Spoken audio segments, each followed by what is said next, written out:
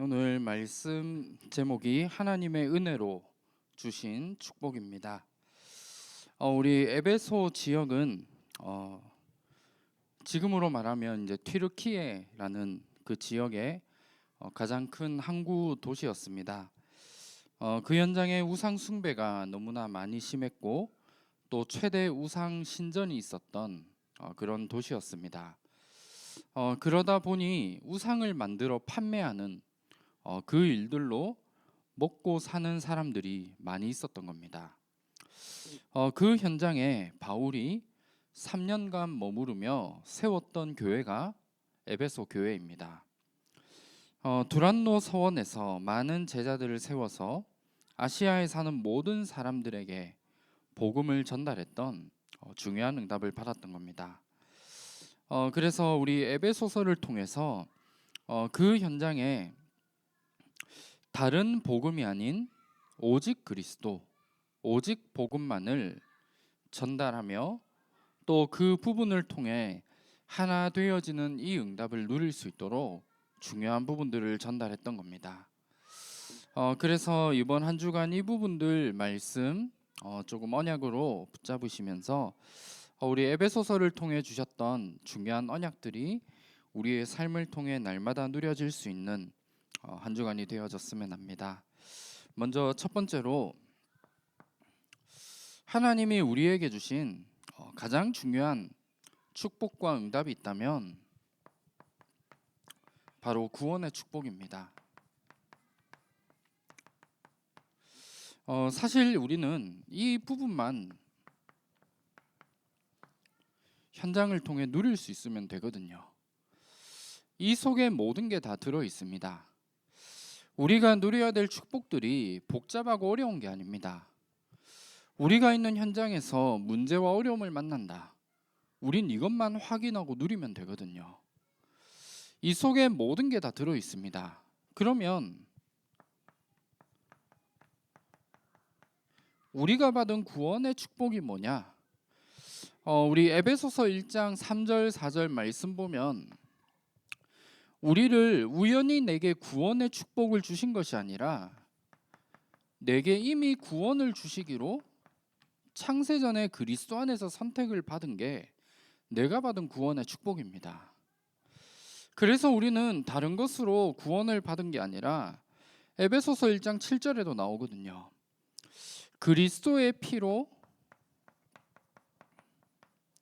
우리는 죄사함을 받았음을 성경에 분명히 말씀하고 있습니다. 이게 우리가 받은 구원이에요. 그러면 우리가 어떻게 구원을 받았느냐? 예수 그리스도 이름으로, 그리스도를 믿는 믿음으로 우리는 구원을 받았습니다. 이 구원은 내가 열심히 노력한 게 아니거든요. 우리 오늘 읽었던 우리 2장 8절 말씀에 보면 나오죠.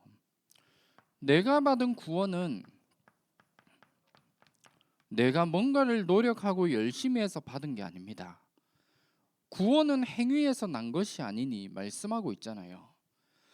우리가 받은 축복은 구원에 대한 부분은 내가 뭔가를 열심히 하고 최선을 다해서 받은 축복이 아니라 하나님이 우리에게 그리스도를 통해 우리에게 주신 최고의 선물이라는 겁니다.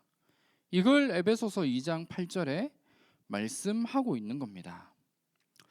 그러면 우리가 이 축복을 이번 한 주간 현장에서 누리게 될 때 어떠한 응답을 우리에게 주시느냐 하면 에베소서 1장 우리 18절 말씀에 부르심의 소망과 기업의 영광의 풍성함과 하나님의 크심을 알게 하신다 말씀하고 있거든요.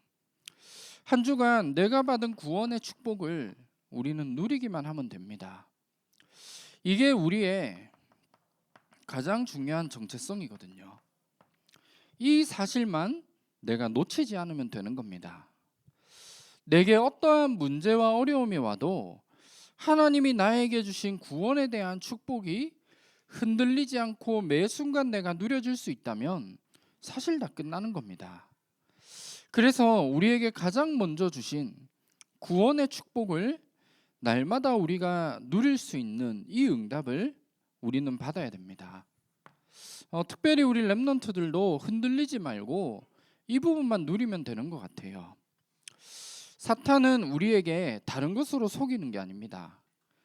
문제와 어려움을 통해 우리를 무너뜨리는 것처럼 보일 수도 있지만 가장 중요한 것, 내게 주신 구원의 축복을 잃어버리고 놓치도록 만드는 그 존재가 있다는 거죠. 그래서 이 사실 하나만을 놓치도록 만들고 문제와 어려움을 통해 여기에 매일 수밖에 없도록 만드는 그 존재가 있다는 겁니다. 그래서 어떠한 상황에서도 내게 주신 구원의 축복, 나의 정체성이 흔들리지 않는 이 비밀을 우리는 먼저 누려야 됩니다. 그러면 우리가 이 축복을 누리는 만큼 우리의 삶 속에 되어질 수밖에 없는 게 전도와 선교를 위한 삶을 우리는 살아가게 되어져 있습니다. 우리가 있는 현장에서 우리가 왜 이것을 위해 살아가야 되느냐, 여기에 대한 이유가 있거든요.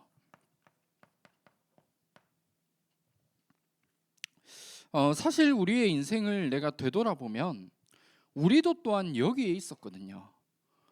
구원받기 전에 모든 사람들은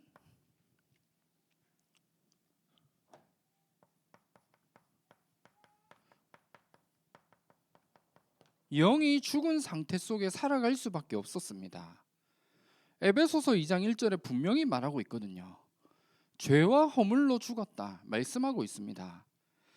육신적으로의 죽음이 아니라 영적으로 영원히 멸망받을 수밖에 없고 죽을 수밖에 없는 그 상태 속에 있는 게 세상 사람들의 모습이고 우리도 또한 이 가운데 있었던 거예요.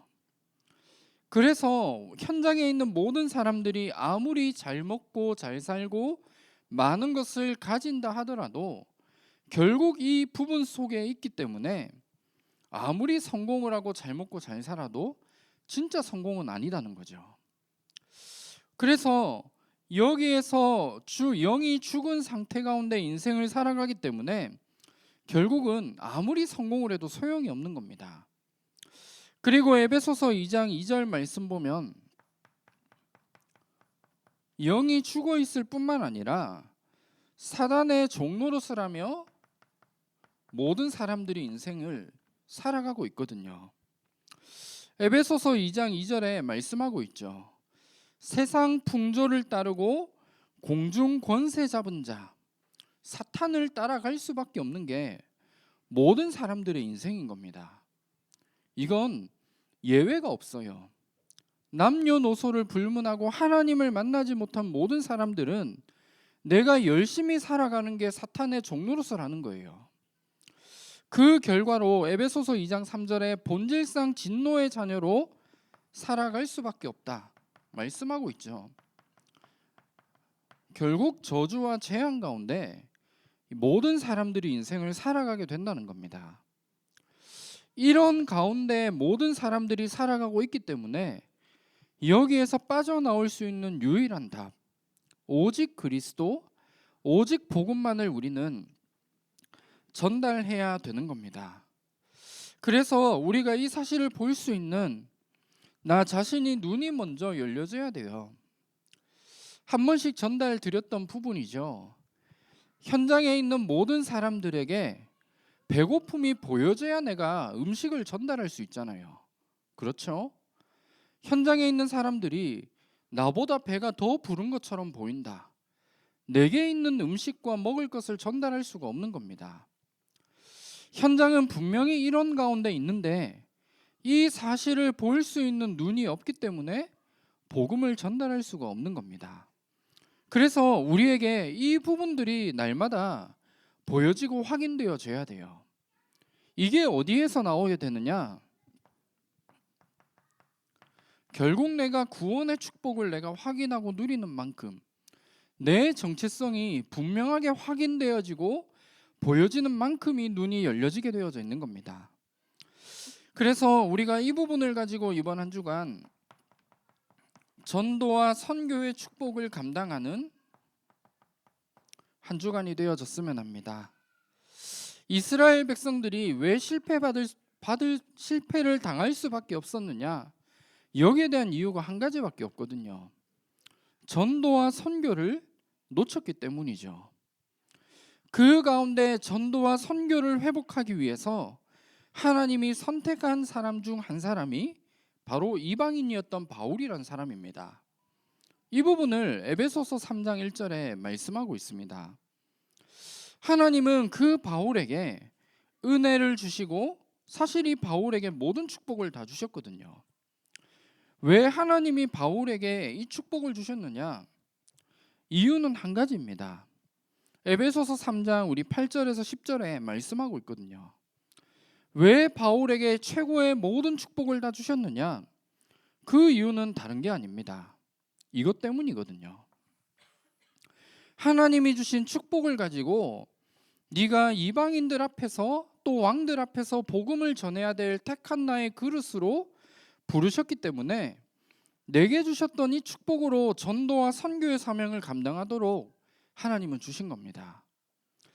이 비밀을 알았던 바울은 자기의 것을 자랑하지 않았거든요. 왜냐하면 이걸 가지고 내가 남들에게 뭔가 이렇게 뽐을 내고 뭔가 이런 부분이 아니라 이 부분을 통해 하나님이 어떻게 나를 쓰실 것인가에 대한 여기에 대한 답을 가지고 있었기 때문입니다. 우리도 이런 응답들을 받아 나갔으면 합니다. 나의 작은 부분을 내가 하나님이 주신 게 있더라도 이걸 가지고 우리는 전도와 선교의 축복을 감당하는 그 응답들을 누리셨으면 합니다. 그리고 빌립보서 3장에 보면 중요한 바울이 고백을 하죠.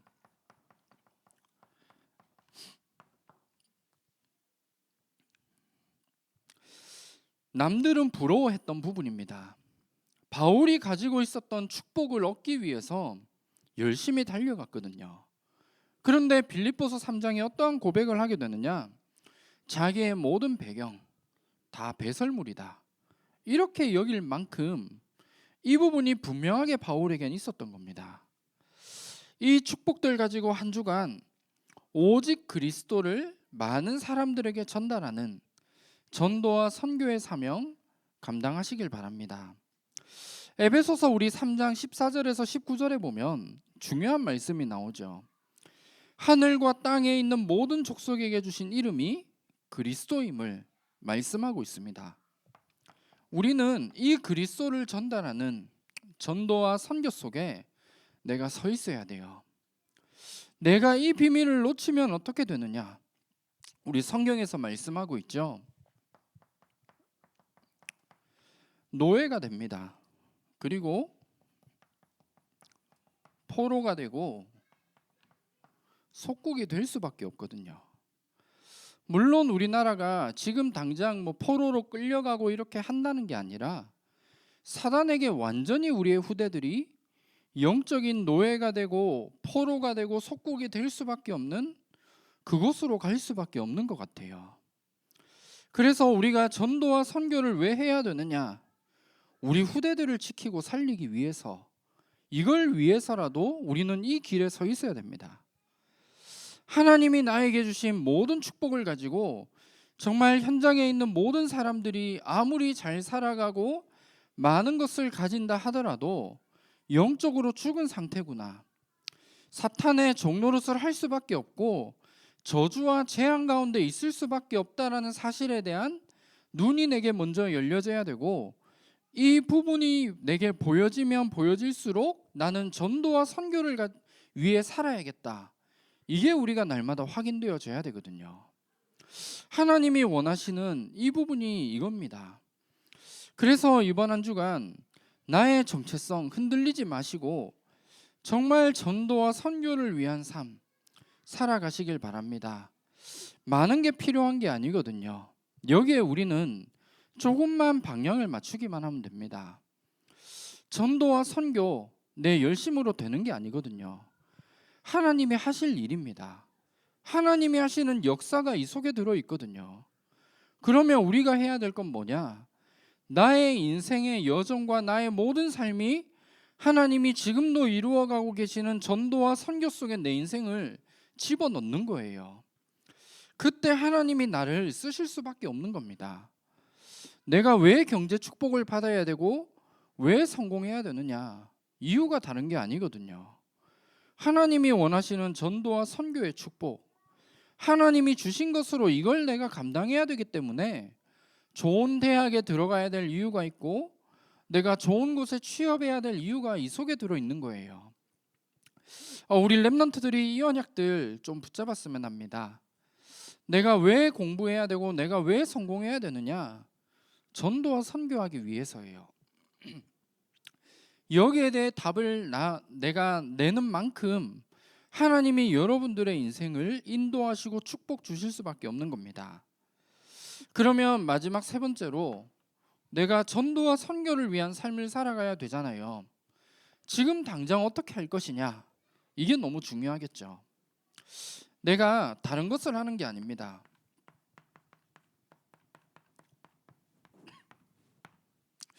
영적 싸움하면 됩니다. 에베소서 6장에 말씀하고 있죠. 하나님이 우리에게 주신 전신갑주를 입고 지금도 우리를 속이는 존재, 눈에 보이진 않지만 반드시 있습니다. 우리는 그 존재와 영적인 싸움을 싸우는 거예요. 우리가 영적 싸움을 싸워야 될 이유가 있습니다. 전도와 선교라는 이 부분은 내가 열심히 하고 뭔가를 하는 게 아니라 사실 우리가 현장을 제대로 보면 볼수록 전도는 결국 영적 싸움입니다. 그래서 현장에 있는 눈에 보이지 않는 존재,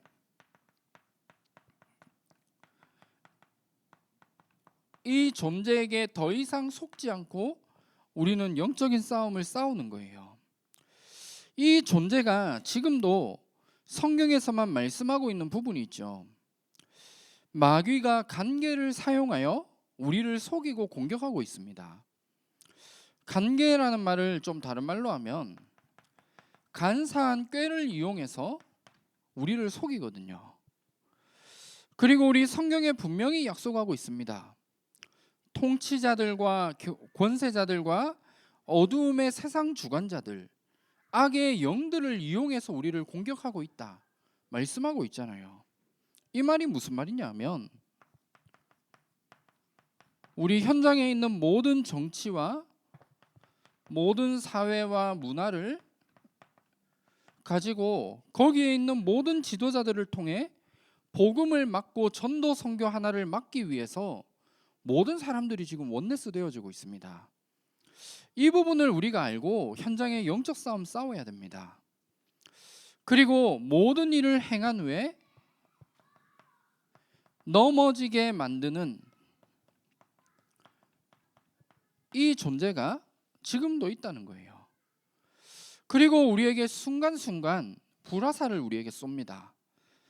불화살을 쏜다는 건 불신앙하도록 만든다는 거예요. 우리에게 있는 믿음이 우리에게 들어가게 될 때 반드시 열매가 맺게 되어져 있습니다. 그렇죠?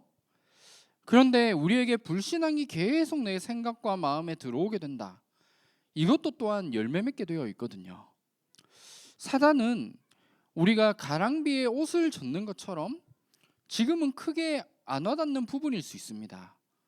조금씩 불신앙을 우리에게 심어줘서 결국은 넘어뜨리도록 만드는 이 존재가 있다는 거예요. 그래서 이번 한 주간 우리가 무엇을 하면 되느냐? 영적 싸움하면 됩니다. 영적 싸움을 어떻게 해야 되느냐? 결국 기도이거든요. 하나님이 우리에게 주신 전신갑주를 가지고 현장에서 기도로 영적 싸움하는 것, 이게 우리가 전도와 선교를 위해 해야 될 가장 중요한 부분이 이 속에 들어 있습니다. 그래서 한 주간 가장 먼저 나의 정체성, 내가 받은 구원의 축복이 무엇인가를 내가 제대로 알고 구원받은 자가 살아가야 될 삶, 전도와 선교를 위한 삶입니다. 그리고 우리가 이 일을 위해 오늘 현장에서 내가 무엇을 할 것인가? 우리는 영적 싸움하면 됩니다. 이게 모든 것입니다. 그래서 이 비밀 속에 우리가 귀하게 쓰임받는 한 주간 되어졌으면 합니다. 오늘 말씀 결론입니다. 결국 이번 한 주간 무엇을 하면 되느냐? 기도하면 됩니다. 기도 속에 모든 게 다 들어있거든요. 그러면 우리가 어떤 기도를 하면 되느냐? 여러분들 많은 기도가 있겠지만 에베소서 6장 19절에 우리에게 중요한 기도에 대한 부분을 말씀하고 있습니다. 여기에 말씀 보면 또 나를 위하여 구할 것은 내게 말씀을 주사 나로 입을 열어 복음의 비밀을 담대히 알리게 하옵소서 할 것이니 말씀하고 있습니다. 현장에서 뭔가 열심히 하고 노력하는 것 중요하죠. 전도를 위해 내가 많은 헌신을 하는 것 필요한 부분입니다.